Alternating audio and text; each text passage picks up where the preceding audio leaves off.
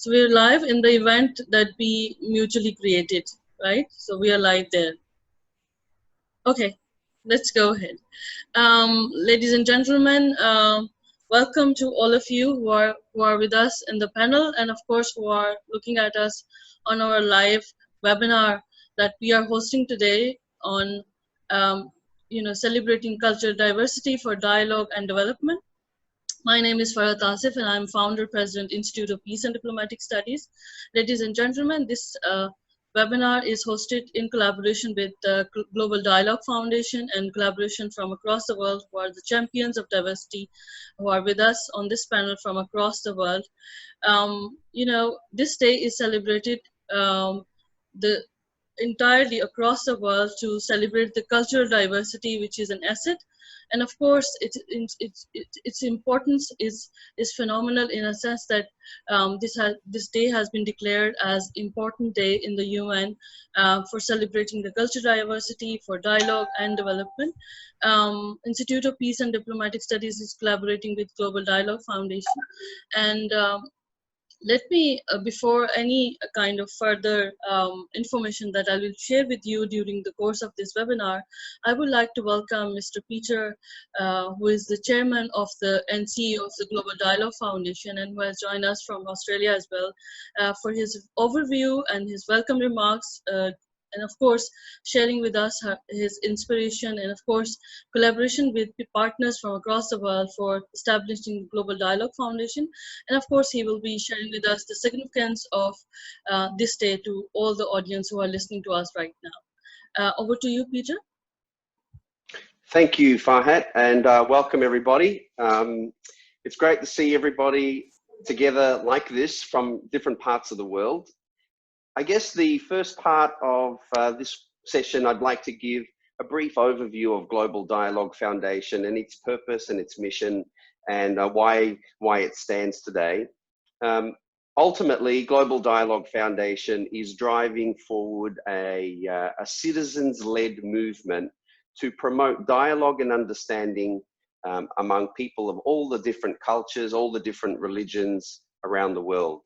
And you know, never before have we seen such a need for creating understanding as we do today between people from different cultures. As the world is intermixing so much, we find ourselves across business, across community, across countries, you know, and even with the situation that we're dealing with today, which goes beyond every single boundary. We find the need to promote dialogue and understanding between people of different cultures is a really pressing need. So 10 years ago, Global Dialogue Foundation started in collaboration with the UN Alliance of Civilizations. We presented the very first Unity in Diversity event, which was held in Melbourne. And the purpose of that event was to bring non-governmental organizations together to the one discussion with the leaders of government, leaders of academia, to talk about what would be required to increase the amount of, or to promote an increased level of dialogue across people from different cultures. So following a very successful event in Melbourne, we then went to India and we organized a very similar event where we're engaging people from all walks of life to come together and first of all get to know each other and you know, and represent ourselves as our own cultural identity and heritage, but to work together and to, you know, to bring the society together so that we can build a greater amount of, you know, harmony and coexistence. So 10 years on, and Global Dialogue Foundation has been inspiring movements around the world where people from business, from community, from all walks of life are now actively bringing their communities together to dialogue and to work together to help improve living conditions in communities. So on today's webinar, you'll hear from a group of pioneers in this field who are leaders in diversity, who are leaders in business, who are leaders who are global leaders who are really promoting the cause of Global Dialogue Foundation, and as well as engaging many other organizations and people to help us do the same. So just as we have today a United Nations, which is made up of nation states that meet together in New York once a year, the objective, the ultimate objective of Global Dialogue Foundation is to really serve as a nucleus for the creation of the United Civilizations. And the United Civilizations is really about bringing a framework together that would develop over time, that would have citizens represent the interests of citizens at the global level, and it would work in collaboration with governments around the world wherever possible. And the means through which we're doing this is really using dialogue as a tool to do that. So people in communities around the world are coming together, are getting to know each other, and then finding common ground where they could work together across culture, especially in areas where it's never been done before, and bring about initiatives that would help build coexistence and community harmony. So I think that's about all from me for now, Farhat, and perhaps we can move on to one of the next speakers who could present their work, their efforts, and then we can come back and keep discussing how it all connects together. And I guess in the the main aim for us today is to celebrate the UN's Day for Cultural Diversity, for Dialogue and Development, which is really an amazing initiative and an amazing cause where people around the world are getting together like we are this evening and talking about cultural diversity as one of the main fundamentals of us being humans today, and bringing that together. So if I can pass it on, thank you very much for your attention, and I'm really looking forward to everyone's contribution. Thank you so much, Peter, for your comprehensive remarks. And we can see that you are the spirit behind the Global Dialogue Foundation, and putting us together like gels. And together we are creating a beautiful diversity. Ladies and gentlemen, as we are gathered here today to celebrate the uniqueness and diversity of this day, let me share with you a bit of further information about this day. So in 2001, UNESCO adopted the Universal Declaration on Cultural Diversity, and in December 2002, the UN General Assembly in its resolution has also part and declared the May 21st as World Day for Cultural Diversity, for Dialogue and Development. Ladies and gentlemen, this day has started, and because of one of the very sad incident there in Afghanistan, because of the destruction of the Bamiyan Buddha, and destruction of those heritage sites. This movement has started, and so that this day has been declared as the World Cultural Diversity, and Dialogue and Development has been created. So in 2015, ladies and gentlemen, the second committee of the UN General Assembly then anonymously passed a resolution on culture and sustainable development as well. So this day provides us with an opportunity to deepen our own understanding of the values of the diversity, and of course advance the 4 goals that UNESCO Convention on the Protection and Promotion of the Diversity, and of course the cultural expression has been declared and adopted in 2005. So these 4 goals are supporting the sustainable systems of the governance, of course achieve a balance of the flow of the cultural goods, and increase the mobility of the artists, cultural professionals, and of course integrate the culture within the development frameworks, and then promote the human rights and related fundamental freedoms as well. So ladies and gentlemen, let me welcome Ms. Iliana Scmatelka, who is the Deputy Director General of the Global Dialogue Foundation, who has joined us from Germany. Iliana, the floor is all yours.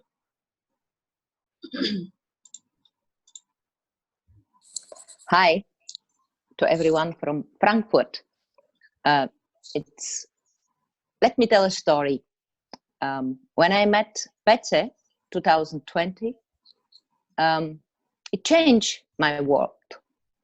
And I was at this time for many, many years working only in the business world, of course internationally at this time as well, but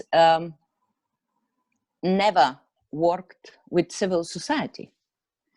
I also didn't know so much about the UN, and it doesn't mean that it was, I just start to come to this new world in a way in which I knew from my world. And it was different.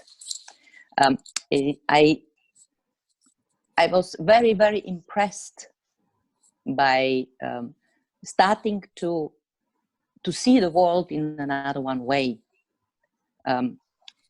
start to be more tolerant, start to be more patient. And I learned a lot.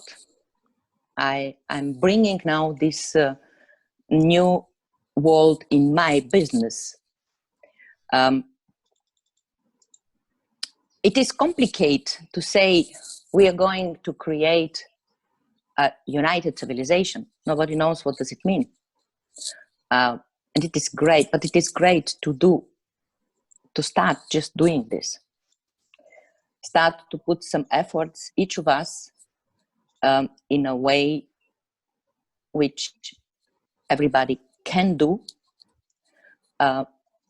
in a voluntarism way, and bringing this to inspire people. Not everything in life have to be paid in order to be good and in order to go further. I met after Pece a lot of other people around the world. A lot of them are here. We did a lot of efforts to create in many countries to launch the idea of unity in diversity and united civilizations. And it is, I learned in this world that it is not the way of thinking, the right one which I had, in just pushing things, being proactive. It is also a way to start to understand the differences, to start to celebrate and to learn from the culture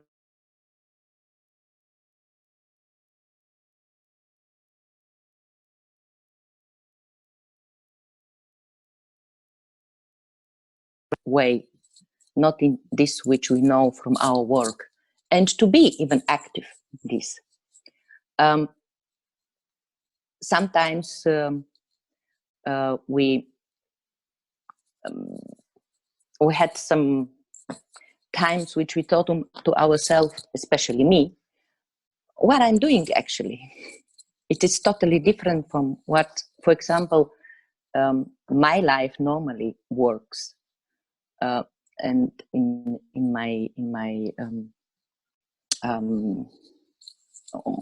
my business, which I have. But I learned a lot, and what I learned are spreading love is actually, and showing emotion is actually what brings development. Not everything in life should be paid. It's only a question of giving. And this is these are some thoughts which I have in connected to my work with Dialogue Foundation for Unity and Diversity. And I thank you for this possibility. Thank you so much, Iliana. That was so wonderful. I mean, you know, we are sitting down here together, and you can see that Iliana's emotions and connection with such a diverse community and her own experiences on working with people from across the world is phenomenal. Thank you so much, Iliana, for your thoughts and sharing these important messages to all who are listening to us, who are with us today. Ladies and gentlemen, this year, as we are celebrating the cultural diversity and dialogue and development, this comes at a very uncertain times, and we are all facing anxieties. Especially when we see a lot of cultural distancing, social distancing. We are seeing a lot of public spaces are closed, and we are facing a lot of unfortunate times that we are passing through right now. But fortunately, we are technically and technology has helped us to, you know, sit down together and see each other and talk to each other and understand about the diversity very closely as we could not see before.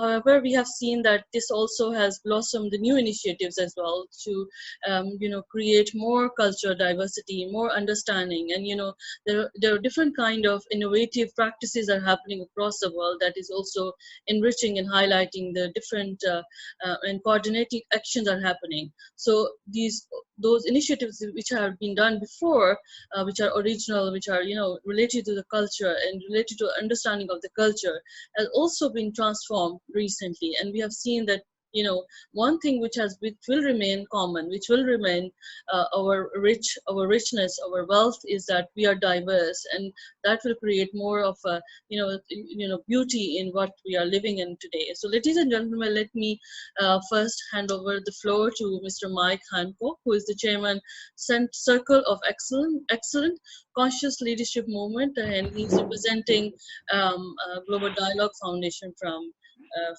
Africa. Mike, can you hear me? Thank you very much. Yes, I can hear you very well. And welcome everybody who's both presenting on the call, and also welcome to everybody who's watching from around the world. The year was 2007. The venue was the Duxton Hotel in Perth in Western Australia. And I was presenting that weekend, and there was a member of the audience with a dream. That person is familiar to all of you. His name is Peter, or Pece Gorgievski. And that dream was to take an idea of Dr. Vasco Nadovsky and take it around the world. That idea has enlisted every single person that's on this call. And as we heard from Iliana before, moved mountains as well. And since 2007, I am a person who has global businesses and have had all the way back to then. And it's very regular, because I know many of you personally, for me to be traveling to anywhere between 15 and 20 countries a year, with the exception of 2020, of course, as the coronavirus has ceased all ability to travel by plane. However, this week I am talking to somebody in Afghanistan and in Kabul about bringing professional speaking to Afghanistan, and a new chapter to join the Global Speakers Federation of professional speakers from Kabul in Afghanistan. Nobody would have thought that even 5 years ago. The world is changing rapidly. On this call, I'm meeting people from Kenya, from Azerbaijan, and yet all of this unity that we're creating in diversity, there's still so much more work to do in this coronavirus world in which we're living at the moment. I've heard of the Prime Minister of Australia only deciding to look after Australian citizens, not those who live in Australia who are from other countries. Is that truly celebrating unity and diversity? I don't know. I've heard in other countries of only feeding citizens from that country, not visitors to that country as well during the coronavirus. Yet, fundamentally underneath this, there is the reason for human beings to connect. And that's what we're doing now. And it happens at a grassroots level.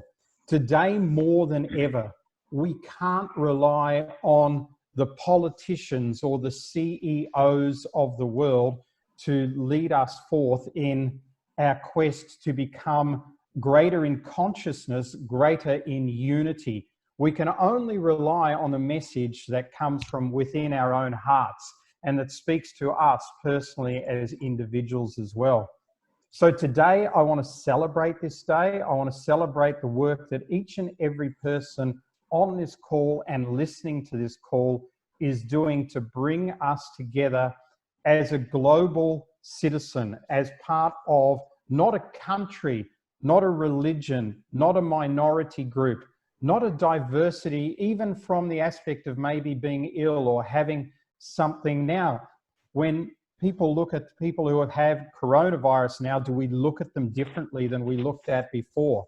You know, we are all one. And if we come together right now on this planet, then nothing that can happen from a global structure point of view, from a governmental point of view, from a racism point of view, from a religion point of view, will stand and tear us apart. We'll stand together as one.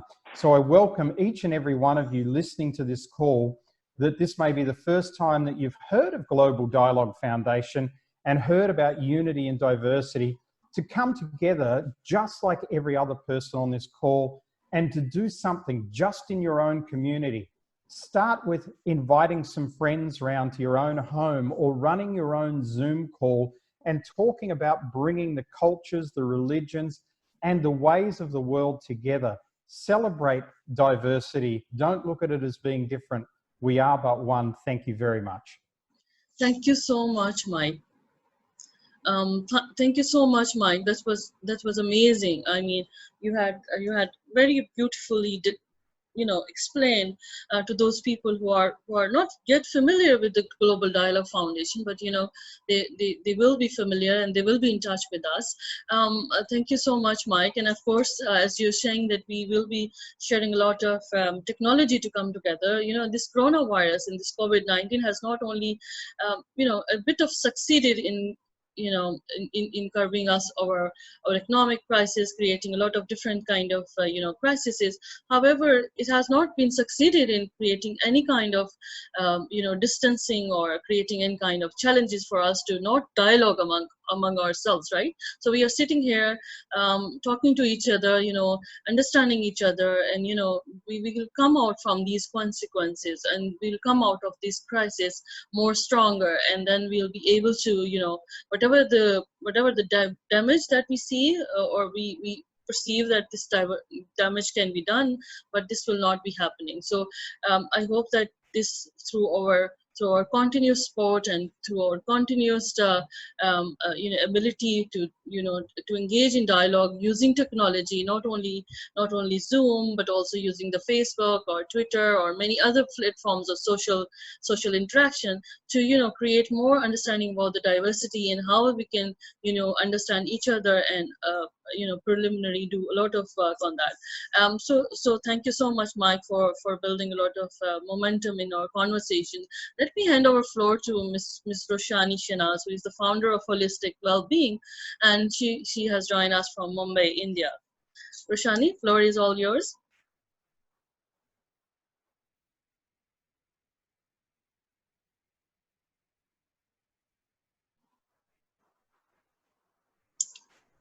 Roshani, can you hear us? Sorry, I was Oh, muted. good, great. Okay. Thank you. Namaste, everyone, once again. And firstly, to all the stalwarts of humanity that we are amidst right now from different parts of the world, and to all the wonderful people who are watching and listening out there. It is a great honor to be here to share space between all of these wonderful souls out here for the World Cultural Diversity Day for Dialogue and Development. I shall share a little bit as part of the UID World Civil Society India chapter, that everything mostly in the world that we are focusing with is to do with the youth. Many are talking about the youth, and I always keep with this thought in mind that youth is not just the future, they are our very present. So we for UID India thought with our pillar supports, Maya, Shahani, Iliana, and but of course Pece, who is the topmost, the top peak of our triangle right now with all three of them. Under their guidance and mentorship, we have planned to create a Unity and Diversity Ambassador Program for the youth in our city to begin with.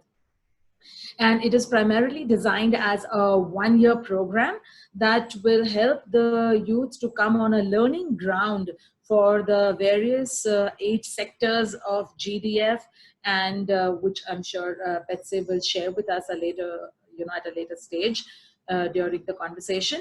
And we have subdivided that into 5 categories or criteria of work force that can be created with this youth. And we are aiming to mentor and nurture this youth across a period of 1 year and help them to be the ambassadors and propellers of unity and diversity across the globe.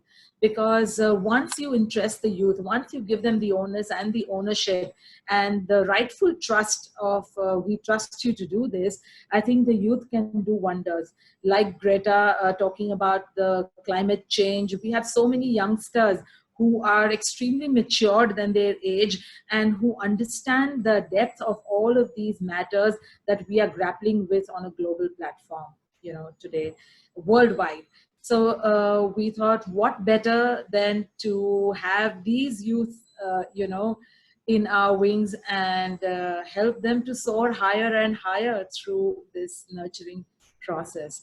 And we plan to do a lot of events. We plan to train them in supporting the GDF, you know, presidency in its global efforts to create fundraising, to organize and implement social programs, cultural programs, to create, just as Mike said, you know, invite people in your house, in your neighborhood. Pece had the same idea that we could, you know, tell children, tell these youth to go about organizing some events around in their neighborhoods and so on. So the idea is it may not begin at something like really big. We always try to focus on, unless it's big, it's not exciting. So we are trying to tell the youth that every small step would help, every, you know, drop makes the ocean. So let us all take a small step towards building a great future for all of us, and first of all, taking care of the present, so that we can move towards, you know, creating this beautiful world that we all want to live in. And yes, you know, we want passion-driven youth to join us. And there are many who are watching, hopefully, this live right now. And we hope that they are more and more inspired. And we can multiply this program into many other countries with all our wonderful leaders sitting out here who are working towards unity and diversity. We could, you know, share things. We could do brainstorming sessions and maybe create such many more programs that can involve the youth to become our propellers of unity and diversity worldwide. Thank you so much for this opportunity to share our little efforts out here. Thank you so much, Farhat. Thank you so much, Roshani, for your wonderful remarks. And those people who are joining us right now, what you can do is that we are live on the Facebook. You can share a watch party. You can also share our live conversation at your profiles, and of course you can invite friends to join in as well. So as we are into the conversation, we are celebrating here today World 21st May as for World's celebration of the unity and diversity, cultural diversity, and dialogue and development. So thank you so much, Roshani, for your kind remarks and for your efforts within your country as well, the community as well, your outreach to the different levels. You are outreaching to the most important component of our work is all about youth, and we are transferring our whatever learning that we are having, we can transfer them, and building them around. So this is another way. So let me share with you, ladies and gentlemen, that UNESCO has recently launched, because of these current circumstances and application, a movement is called Resili Art movement, which is the purpose of this movement is to foster and protect the promotion of the cultural diversity in these difficult times, and of course sharing with you all these information, so that if you are a professional who are cultural professional, who are artists, who are looking after our cultural heritage, you can also partner with the UNESCO in these kind of movements and initiatives there. And then you can also relate yourself with, and you also engage yourself with the governments, your local NGOs, and of course, they are inviting the private sector as well to reflect together on the impact of this pandemic and the future of the cultural diversity, which is, of course, our collective intelligence. And of course, we will be building it jointly. So let me hand over the floor to Ms. Lenora, who has joined us who is heading this unique Ubuntu Global from an unique work that she is doing. We also hear from her about her work, and of course this organization that she's heading, and of course her presence at the Global Dialogue Foundation and work related to unity and diversity, and of course promotion of the cultural diversity here. And she has joined us from the USA. Lenora, floor is all yours. Thank you so much. It is such a delight and pleasure and such an uplifting feeling that I have to see all of my colleagues from around the world who are so dedicated to this work. In my case, I started working in the area of diversity and inclusion over 25 years ago. I've been working with corporations and professional associations, any type business that wanted to better understand the value of diversity and how then to take action to be inclusive. So I've been doing that for quite a while. And about 3 years ago, I realized that I needed to take this message to the community level. Although I have been very involved with nonprofits and NGOs of one sort or another throughout my career, I really wanted to do more than that. And, you know, the universe just creates opportunities when you get a little more clarity in your own vision. So I happened to go to New Zealand to a Global Speakers Federation conference. And at that conference is where I met Pece. Pece, which who everyone is speaking of, because he truly is the light that inspires all of us. So I met him there, and we got to talking, and I realized that this was absolutely the organization with whom I wanted to partner to bring this message to the United States and to create opportunities at a grassroots level in various communities to really help people know how to have dialogue when they are very different. Certainly now that we're all experience this coronavirus and how it's impacting our behavior, one of the positives of this, as it has been mentioned, is that it's bringing us together through technology. You know, if it had to happen, I'm happy it had to happen when we have so much technology at our fingertips so that people can be even more connected. I've been, although in my home for the last month and a half, or however long it is we've been isolated, I've not felt alone because I was able to reach out to others. So what we have been doing so far is we are officially legally organized as a nonprofit organization. We do have a board, but I also knew I wanted to make sure this is well thought out before we launch something big and then not be able to really manage it and lead it in the way that would be most beneficial to all type of people. So it is my hope that we will have our first official event. It was going to be this summer or even this spring. Obviously that can't happen. So we're hoping that we'll have our first official event in the fall, even if it does need to be virtual.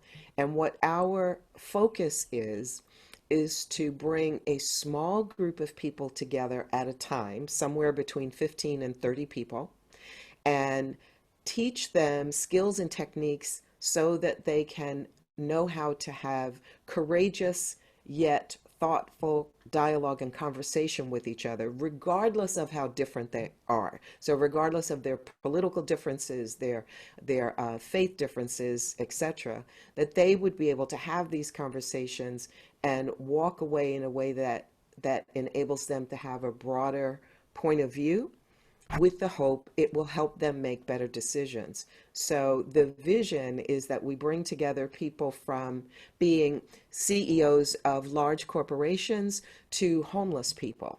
So we'll work out the details of how to make that happen.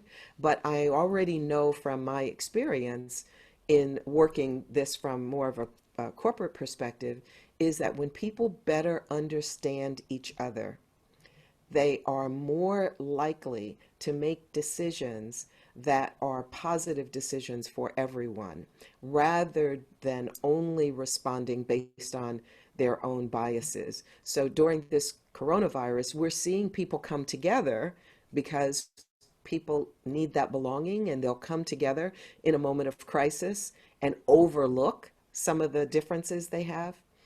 The unfortunate thing, though, is when that crisis goes away, unless there's initiatives and interventions, they go back to their old ways. And we're already seeing across the world some of that polarization. Mike had mentioned some of those things. So it's my hope, with the help of my colleagues, with all of you who are listening and watching, that everyone will be motivated to realize that each of us can make a difference. My company was so moved by, or when I learned more about the power of connectedness, is when I adopted the term that I learned in South Africa, Ubuntu. Ubuntu means I am because we are. We are because I am. We can do so much more together if we realize how connected we are. Thank you so much for allowing me to be part of this magnificent organization. Thank you so much, Lenora. And this was so beautiful. I mean, Ubuntu is such a beautiful term. And thank you so much for letting everyone know. Those people who had joined us just right now and who are looking at us and sharing, are with us in this dialogue, and of course celebrating this Cultural Diversity Day that we are currently together from across the world, the people and great diversity champions who are there. Thank you so much for joining us, and if you are looking at us at the Facebook, you can share your comments, your question to the panel. Of course, you can also share your, do a watch party so that everyone can see it, and you can also ask us the questions. This was Miss Lenora, who has joined us from the USA and looking after a wonderful organization, Ubuntu, which is Ubuntu Global, which is phenomenal, and it's in its name as well. So, ladies and gentlemen, this current crisis has led us to new awarenesses as well, and new efforts to ensure that the development and continuation of varied cultural forms and flourishing of the cultural heritages, and of course cultural structures as well, so that we can also not only protect those cultures who are almost going extinct, or languages, or whatever the difficulties or whatever the challenges that they might be facing. We are here. Everyone is surrounded us, and then we will be learning about those culture as well, and then we will be implementing and sharing our thoughts with everyone, so that we can understand that what are those cultures and how they are performing, so that through that diversity we can understand not only ourselves but also the others as well. Let me give the floor to Ms. Perez, who has also joined us from Kenya. Perez is CEO of the World Radiance International. And thank you so much, Perez, for joining us. Floor is all yours. Good afternoon, everyone, ladies and gentlemen. My name is Paris Mohammed. I'm the CEO and the founder of World Radiance International. Our main objective is to promote good governance, ethics, and livelihood, especially amongst the youth, so as to make them leaders within their homes and their countries. I'm happy to have met Peter of Global Dialogue, Unity in Diversity. He has been of great help in helping us to contribute towards promoting good governance and helping the youth realize their role and part in promoting unity in diversity. And therefore, our approach, we have two main approaches: that we partner and we involve. And therefore, in our efforts to partner, we have these young leaders who have become ambassadors in their community. And that's why you see Doris in the platform. I would wish to share my time with her so that she can give us 2 minutes of her experience in unity and diversity in Kenya. And also we partner, and that's why you see Dr. Samuel Gaho of New Creation International and the chairman of Interfaith in Nakuru County Government in Nakuru, so that they can also be part of this in sharing about unity and diversity. We have managed to have programs that promote unity and diversity, and in enhancing the young people realize their participation in the in the matter of unity in diversity. And therefore, in our efforts, we have managed to come up with the youth summer camp during school holidays, where we bring young people together and they converge and they're able to have dialogues and debates. Through debates, they're able to realize the problems that they have seen in the matters of culture. And through dialogue, they're able to come up with solutions to such subjects. And therefore, kindly, ladies and gentlemen, I would wish you that you may guarantee this opportunity. I share my time with Dr. Ngaho of New Creation International and also with Doris. And I will welcome Dr. Ngaho so that he can share what we've been doing about unity and diversity in Kenya. And after he's done with 2 minutes of his contribution, he can then invite Doris. Thank you, ladies and gentlemen. Take the opportunity to invite Doris from Kenya. Let me unmute you, of course. Can you unmute yourself, Doris? Okay, good. Yeah, I have. Okay. Thank you, Thank you. Doris. Thank you so much. My name is Doris. I am 22 years old. I'm from Nakuru, Kenya. I'm also the MOC Cabinet Secretary for Culture at World Radiance International. As a team, late last year, we were able to hold a youth summer camp, and our major topic was unity and diversity. And in Kenya alone, we have more than 40 tribes, and that is more than 40 cultures in Kenya. Sometime in 2007, we had post-election violence, which was majorly caused by the differences in our culture. And we thought it fit to come together and discuss our cultures, and instead of our differences in cultures creating hatred towards each other, we thought there could be something that we could learn from a different culture or a different tribe. So we came together and we held discussions. We had people, teenagers and young people as well, attending. Around 200 young people were able to attend, and it was surprising to see just how different all these cultures are in one country, but also how beautiful and how much more we could learn from each other as a culture, from simple things such as dress codes. The different cultures dress different ways, and even simple things such as food recipes, we got to share that as well. And naming, our cultures do their naming quite differently here as well.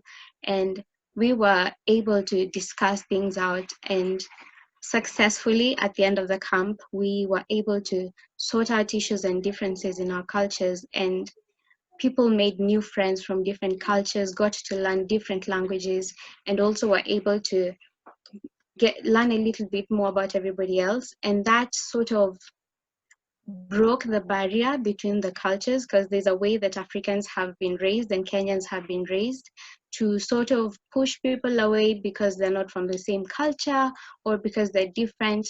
But we thought it's very important to celebrate how different we are, because it's a unique way that we've been born into.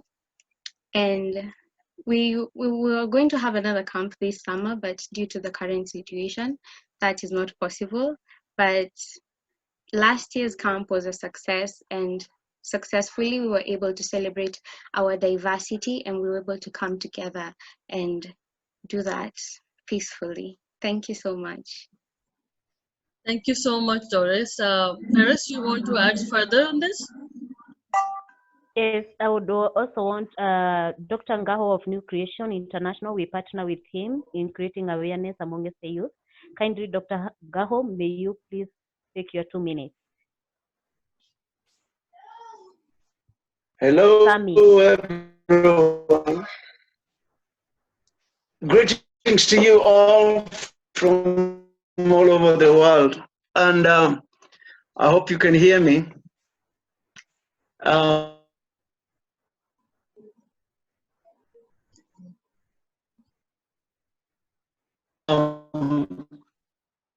It is a privilege actually to be part and parcel of what is happening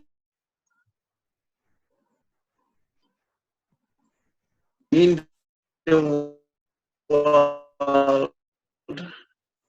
and especially at this moment, listening to everyone of you contributing. It's really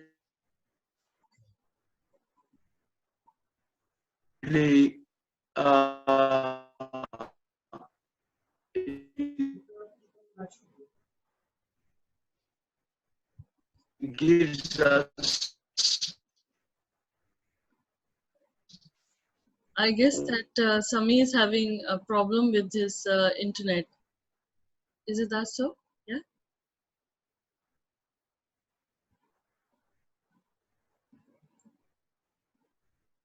It seems so. I can't hear I you, Mike.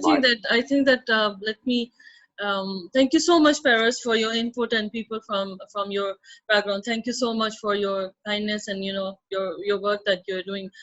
So, ladies and gentlemen, as we are gathered here today to celebrate World Day for Cultural Diversity, for Dialogue and Development, and the appeal that has been made across the world is that together we can make all the together we can make all the differences. There's nothing as simple as that I can say, because when we celebrate the cultural diversity, we are a symbol of humanity, we are a symbol of closeness, we're a symbol of we can only do things when we are together. We cannot do anything which is dividing us, which is making us all into conflicts.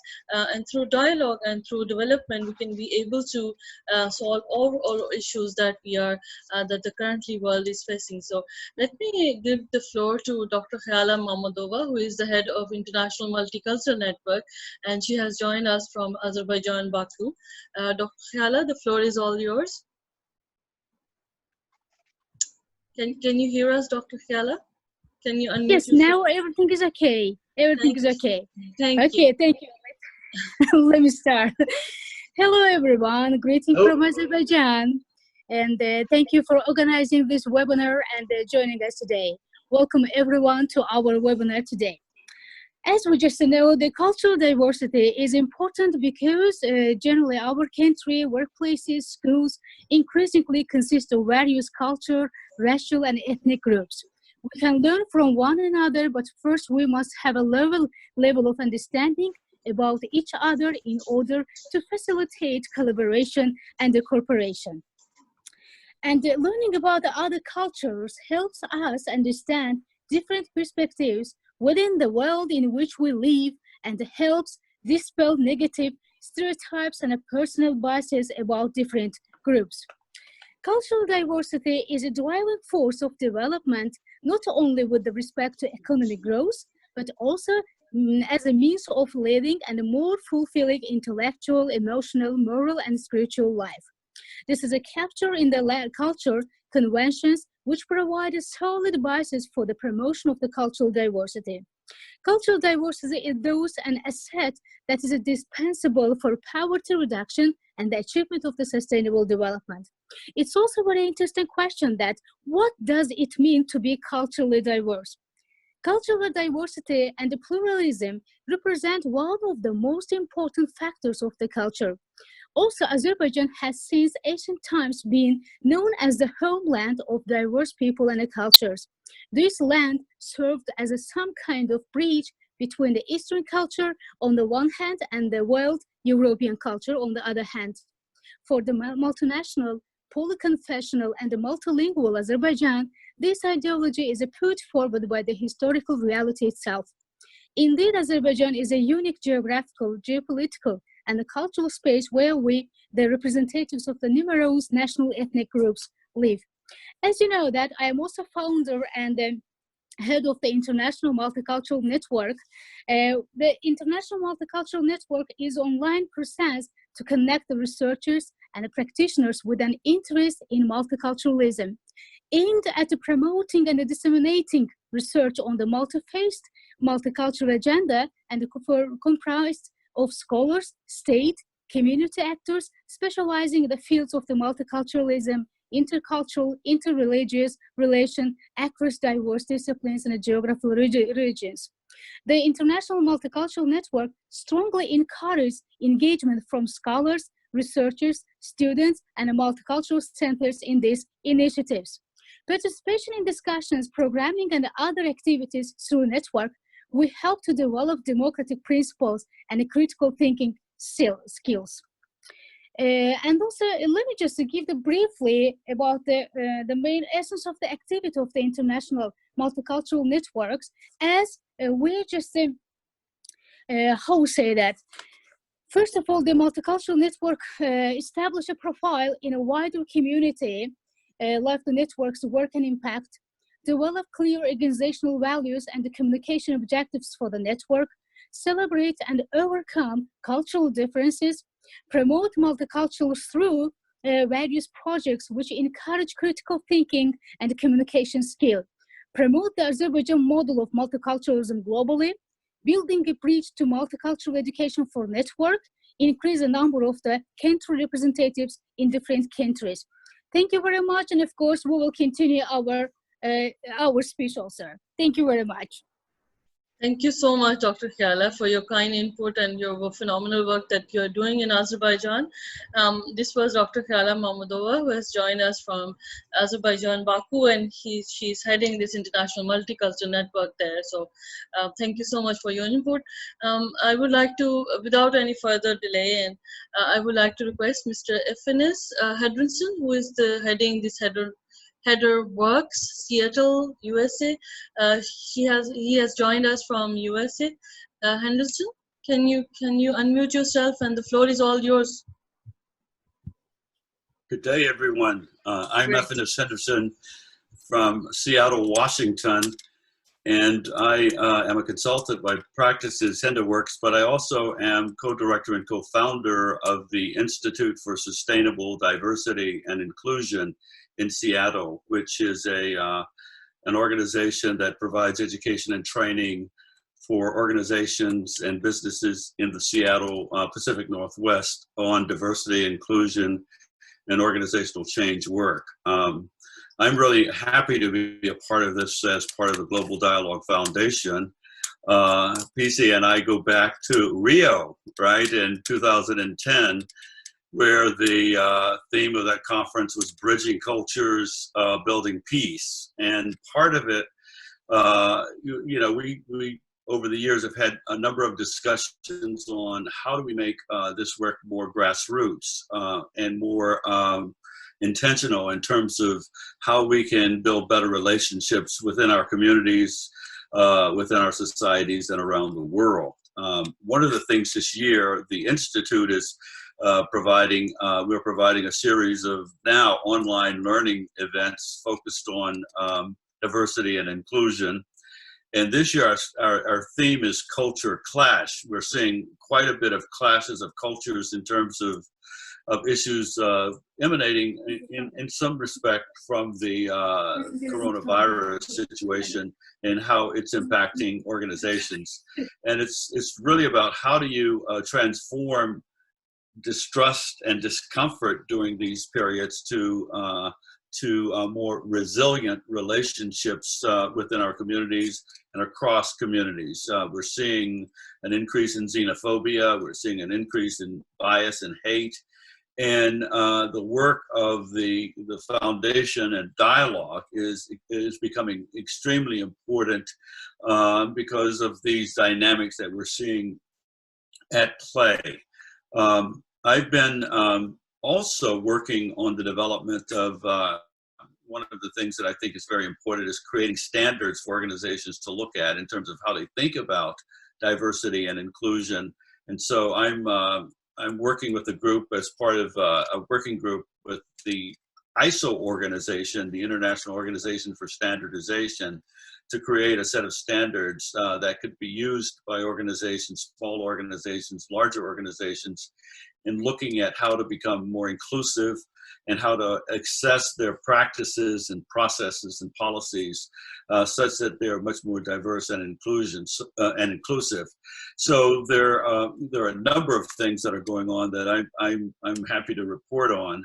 The other thing that's interesting and very fascinating, I was asked earlier this year to serve on the advisory counsel for the Africa Diversity and Inclusion Center, which is a group in Africa that's beginning to develop some thinking around how to create a much more collaborative and informed approach to addressing issues in Africa with respect to diversity and inclusion. And so that group is forming and developing some ideas about how to make that happen. And we're very excited about that as well. But at the end of the day, I'm just very excited to be a part of this group. I think, as speakers have said already, it's about dialogue, it's about conversation, it's about respect. And through those kinds of lenses, I think we can become much more respectful of others, and we can embrace the diversity that we all represent from around the world. So I'm just delighted to be here. I'd like to thank everyone that's on the call, and Pece in particular. I just am enjoying hearing from others today about what's going on. I think it's not just about one, but it's about the collective energy and enthusiasm and passion of all of us that will help shape and make this work possible and sustainable. So thank you so much for being a part of the group.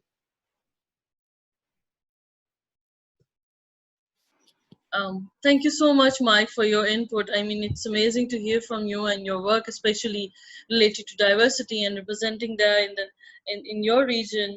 And you know, your work is phenomenal. Thank you so much for the wonderful work that you have been doing for promoting diversity and, of course, intercultural dialogue. Without any further delay, I would like to request Honorable Ms. Maya Shahani, who is the chairperson of the Shahani Group, who is also the vice chairperson of this Global Dialogue Foundation as well. And over to you, Maya, and your concluding remarks and covering what have been said before, of course, and of course, what is the way forward that we see in these difficult times when we are living in a new normal, where we are heading on different ways of innovating and doing our work. Maya, floor is all yours. I would like to begin with a namaste, because in our Indian culture, namaste literally means I bow to you. Namaste has a spiritual meaning. It means that we are two divine souls coming together in love and understanding, and we respect each other for the divinity within us. It has a scientific meaning also, because by the very fact of pressing your hands together, the fingertips are pressing, which are connected to our eyes, ears, and mind. So the pressure point creates a kind of activation in these centers. So you remember the person forever. So all of you who are watching this, please do a namaste, so that I'm assured that you will remember me forever. And you could associate a namaste when you do a namaste to your friends. You would associate namaste with unity in diversity. So we've had an excellent batch of speakers today. And first of all, thank you so much, Dr. Farhat, for inviting me to this great webinar, and Pece for co-hosting this. Both your organizations are doing excellent work in the field of building bridges, bringing cultures together, and promoting unity and diversity.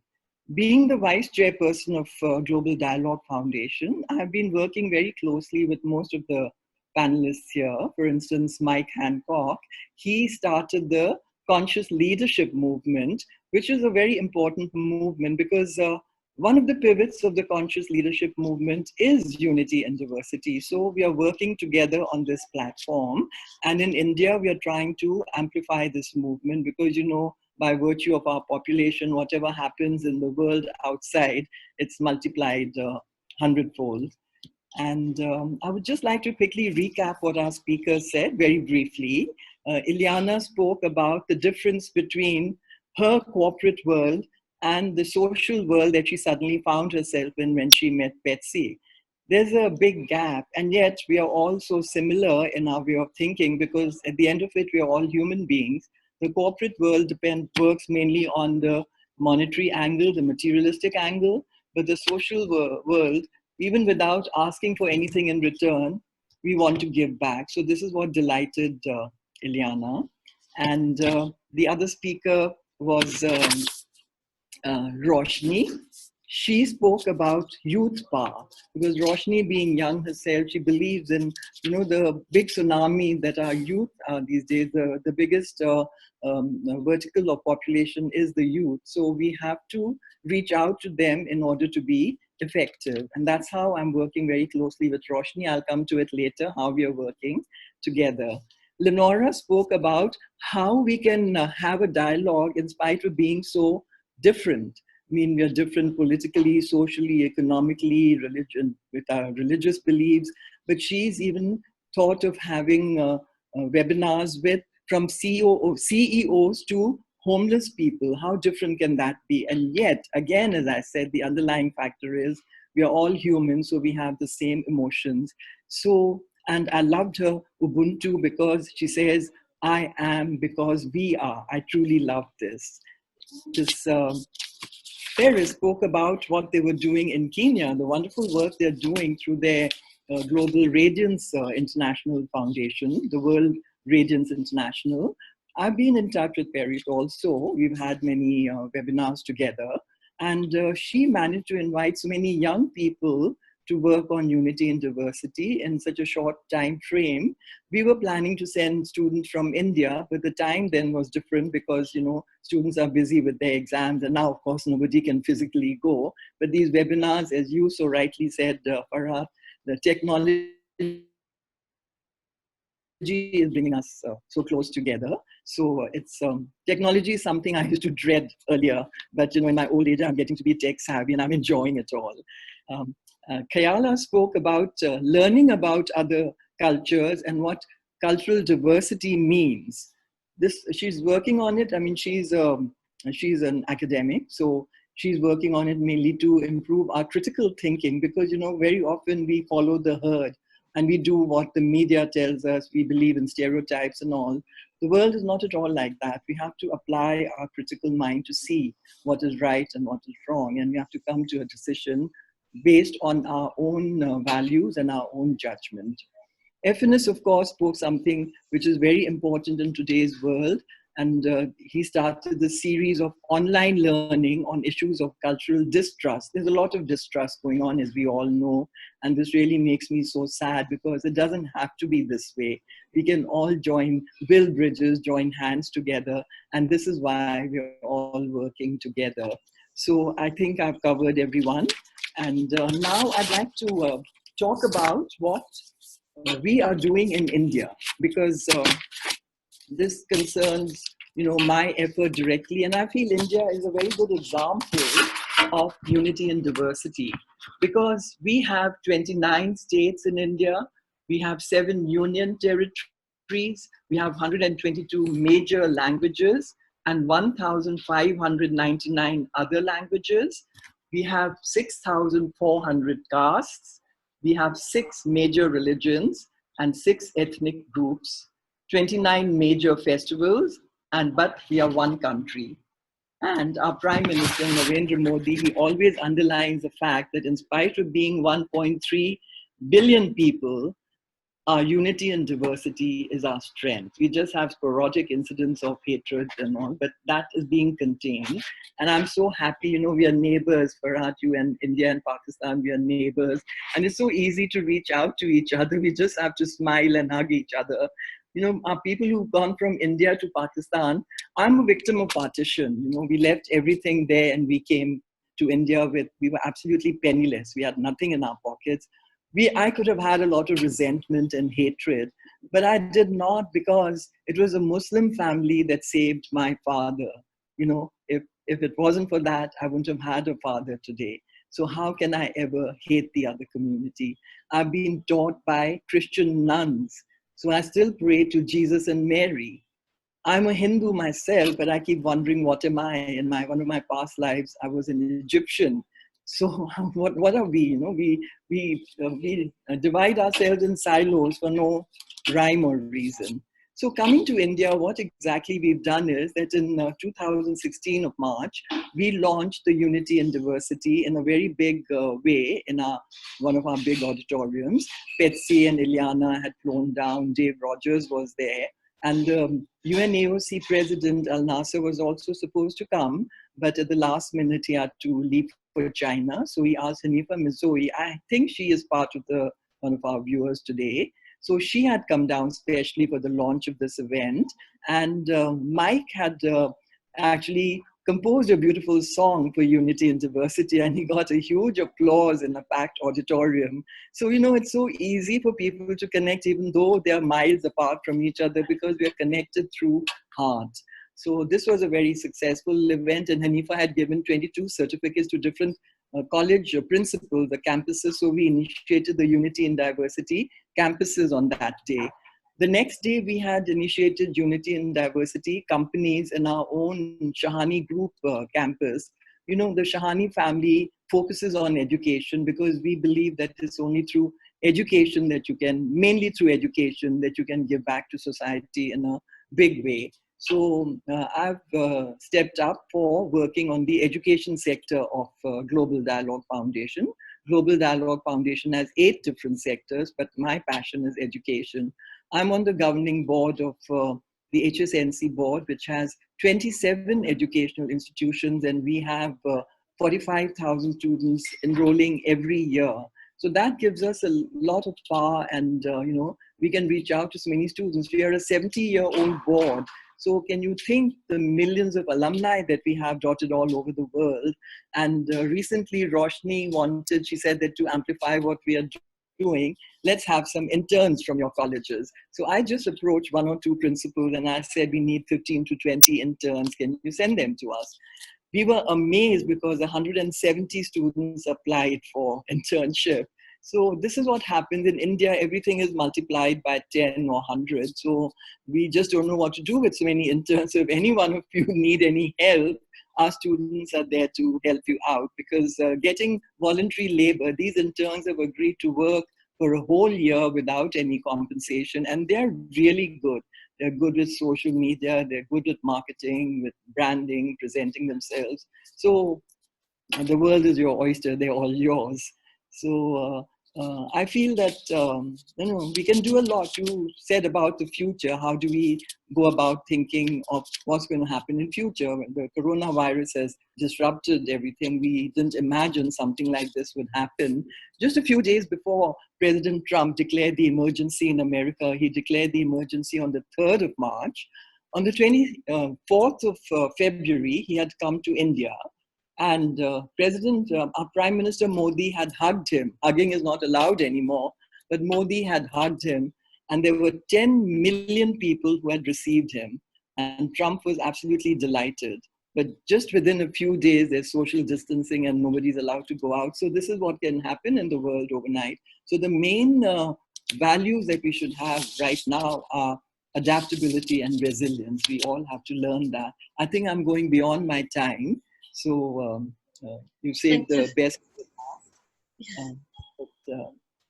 Thank you so much, Maya. Thank you so much for giving us the light and hope, and that, you know, we have a diverse within our group as well. We are young. We are people with wisdom like Maya. We have people with enthusiasm like Peter. We have people like, you know, all energies and all levels there. We are diverse in our.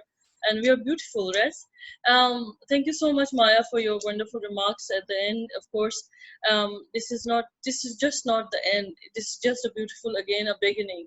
And sometimes while reflecting back in these difficult times, I often think that, yes, these are, I mean, the COVID-19 or coronavirus that has been happening and disrupting many things in our lives.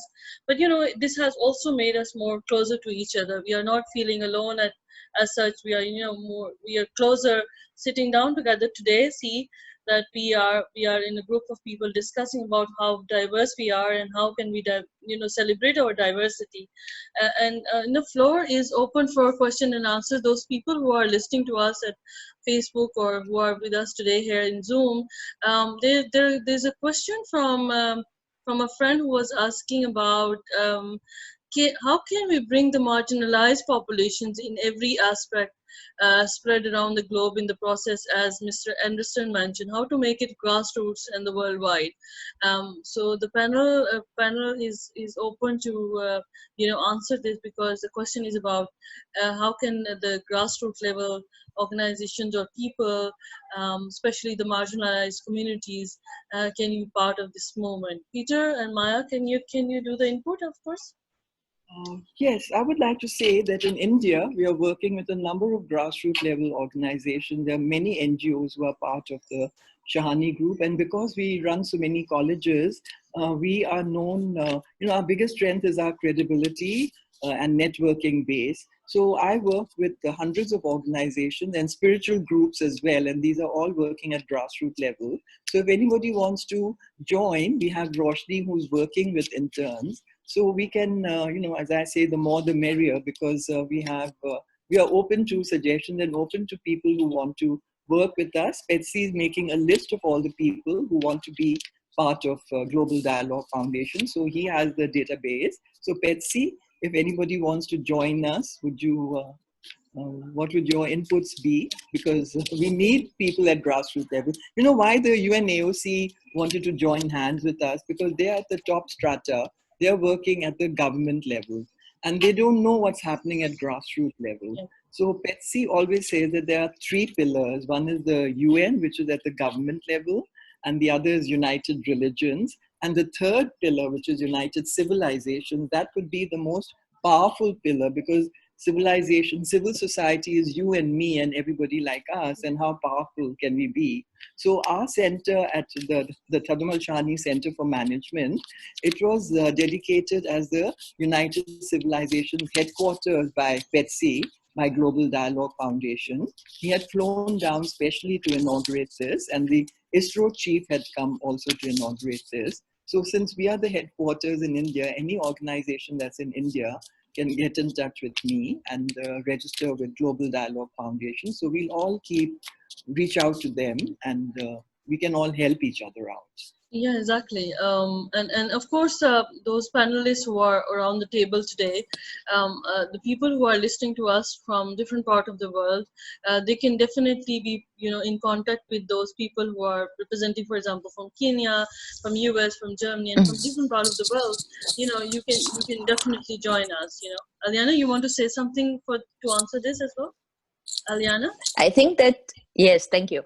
I think that just right, the fact that we are all here, that means that we all join already. So, and this is how it should be. And as much more we join, as much more we can also change. It's what does it mean, grassroots? Actually, everybody, me, you, we are at first humans, as Maya told, and the second, whatever we're doing now at the moment in our life. If we are somewhere in governments, if we are somewhere in positions in companies, or if we are without jobs at the moment, we are humans, and we can have a huge impact everywhere around us, each day, each minute. And I think that actually, when just a little part of us, when we just, what normally we're doing when we talk about when we think about our families, we do everything. Maybe some of us do something for friends, but you can imagine how much power it will be when we start, all of us, when we start even for 1 minute a day to do something for the society. And this is exactly how it should be. These are grassroots movements for me. These are grassroots impacts. And I'm sure the fact that we are here now, it's enough. It is a good beginning. Peter, you can also add about that. Would you like to add to this and respond to this as well? Sure. I want to thank Akiko for the question. It's a really, really pertinent question. The real fundamental purpose of GDF, as Iliana had outlined, is really about working with the communities to help improve the society. And I just want to speak to an example of how we've done that in Australia, and then perhaps I could invite Pece as well to speak about on another continent how she has been able to do that in her own way in Kenya, working in communities. So starting with one of the local governments in Australia, GDF initiated a circle that would bring community leaders who presented themselves actually, who want to step up for the community and help build the strongest, strongest society. So the organization that began to form was a community-led initiative. So 5 people came together with 2 local council supporters, really. But while it was supported by the local government, it was an initiative by the people, by the citizens. So the 5 people that came together formed an executive committee, and they registered the organization or the association with the local authorities. So it had an official legal standing. And it was called the Community Leadership Network. And the purpose of the Community Leadership Network was that in that municipality, it would work with the local government, and the local government agreed to lend its facilities for the meetings to take place there. So the people could come to meet at a neutral ground, at a facility that was close. And this may be applicable in the location where you are, Akiko, or it may not. However, the possibility, what did happen was people came together and said, right, we represent different cultural groups. We will work together to bring people from the community together on an ongoing basis so that we could talk to each other, we could get to know each other, and then as friends, we could then begin to identify what some of the challenges are in the community that we could work together on resolving. So I'll just give you an example of once a month, every month, the Community Leadership Network Executive Committee would meet. And that meeting would be about what the program would be about for the coming months and how it would develop its strategy for the next 3 years. And then once a month, that committee would invite people from the broader community to join in a discussion, and there would be a program that would be developed for each session. So everybody would come together once a month from the community, whoever showed up. And while I was still quite active in that group, there were about 40 to 50 people meeting, around the table, and there would be, various seminars run to help people in the community learn about the services available and what the community group was doing. But I just want to share an example with you about the type of project that came about from that initiative. So we're not talking about government, or we're not talking about any educational institutions. We're talking about ordinary people here who are coming together and working in support for each other, with each other, to create a program. And the first program that rolled out was called the Leading Women's Health and Safety Program. And what happened here was a group of women formed a subcommittee as part of that group. That subcommittee went out and identified some of the major needs of the women in the community. And they put together an 8-week seminar program, and professionals were invited to present and run a seminar on different aspects of health to the women of this group. So there were 33 women in the first part of that program. And there would be 1 week would be on health in the community, health in the family. 1 week would be about how to address family violence. Another week would be about accessing the, health resources in the community and making people familiar with what's available. So this program went on for 8 weeks. And then at the end of the 8 weeks, I attended the presentation session where everybody was presented with their certificate of participation. And I have to say, it was the most electric feeling I've ever felt in that community, because here are 33 women who came together every week for 8 weeks and were so inspired and so energized about what they could accomplish together, and then felt empowered to engage their own community groups to develop programs that would serve people of their cultural background who will otherwise not connect with the mainstream society.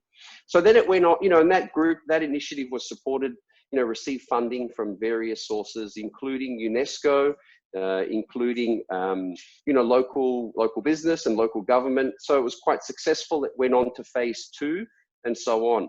So, that's a classic example from 5 people coming together with the local government and deciding that they will come together on an ongoing basis in the community and then develop a program.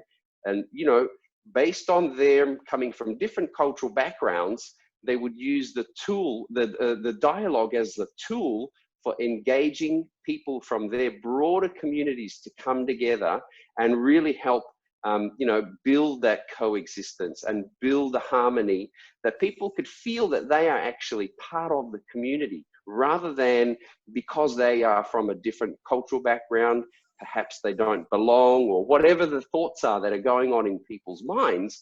This kind of group brings that on the table and says, hey, we're all here, we're all different, and we all accept each other. And then from there, various different initiatives can develop. So that's just one example. And of course, when people come together in that manner, regardless of the setting they're in, they will work together to identify the needs that their community is faced with, the challenges that their community is faced with, and then together develop, interventions. So, if I could invite Pece also to share her experience, because it was from over the last few years, Pece and her team have done an outstanding job in introducing unity in diversity, and it was really from scratch. There was no such thing as unity in diversity before we started to talk about it, and I think it would be a great example to share. So, Pece, over to you. Yeah, thank you, Peter. I guess that, I would also like to add a few of the interventions that, as Maya was sharing, that, we are just neighbors. We are just as diverse as India is. We are also having a lot of, in Pakistan, we have diverse communities that are coming over, and, there's a building of, and dialogue, is happening, at the various levels. We are also diverse, not only at the religious level, at ethnic level, at the community level. We have a lot of initiatives taken by women, men, and non-governmental organizations who are, creating a lot of synergies amongst the communities. And I was discussing the other day with you as well, that whenever there are challenges or there are, any kind of, violence that can be seen, but, because as a result of, community engagement, as a result of the strength of the grassroots level engagement, because of that, that violence or any kind of misunderstanding or miscommunication or anything that happened within Pakistan, I can vouch, and I can say, and I could share here that there are people who are, strengthening the grassroots, and that can trickle down, not only down but up there at the policy levels, and where they can represent, and when you strengthen that grassroots, we have seen here in Pakistan as well that people are, putting forward a lot of recommendations, putting forward a lot of engagements with the parliamentarians as well. So we have seen a lot of engagement with those parliamentarians, and of course at the policy levels as well. So Pece, you want to share from Kenya your experience? Yes, thank you so much, Peter. Thank you so much. In Kenya, what we do, we actually go to the grassroots as World Radiance International. Unity in diversity is we are a composition of different elements, different tribes, different professional, and so forth. And therefore, as we identified one group, and that our target group is the young people, and the young people they are encountered by different things, majorly being unemployment. And you just find the young people in Kenya are 70% or maybe the larger population, and you find they are also highly educated. But then you find the opportunities are less for them in terms of employment and in the contribution towards development of the country. Currently, our President Kenyatta, and our opposition leader, Honorable Raila Odinga, are building bridges by bringing people together from different tribes and being able to come one and being joined together in our national interests. And one thing I have realized through the help of Peter of Global Dialogue, we have managed to come up with several groups, and we have started small, one step after another, and we have managed to bring youth together, one youth after another, and they come as referrals. They refer one another to the program, and especially the summer camp and One Girl Matter Child, which deals with the gender equality. We just find that youth come together, and we allow them to have debate. They have debates on issues affecting them. They come through a platform or a forum that we call Youth Mock Parliament. We make these young people feel like they're honorables and they're in position of making decisions concerning their lives and their issues that are affecting them. And that's why you see Doris being here. She acts as a mock cabinet secretary in charge of cultural affairs. You can't imagine the Youth Mock Parliament in World Radiance. We have young people who become members of parliament in various regions. We divide, like now Kenya, we have 47 counties, and each county, like in Nakuru right now, we piloted projects in Nakuru, and in Nakuru you just find we have a youth mock parliament where we have young people from different, who are also in universities, and they come sit down, have debates in their mock parliament, and they feel honorable, making decisions through dialogue, and also identifying their problems through debate.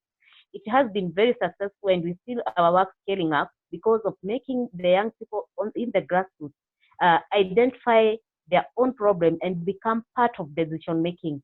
And that's why we see our work in Kenya expanding, because the common, ordinary young person in the ground is participating in the issues affecting them. And therefore, I would answer the question that if we identify the problem in the grassroots, the people themselves to identify and participate in debates and dialogues in how to solve the problems that are affecting them, so that we are able to build sustainable peace and development in our grassroots and in our countries at large. Thank you. Thank you so much, Paris, for your input and, of course, responding such an important question that we had. I think Peter and Maya, with your permission, I would really like to conclude and then end this webinar and our conversation, because as you know that many parts of the world, people who are witnessing us and watching us are having Ramadan, and in Pakistan we're almost 1 hour from our breaking our fast.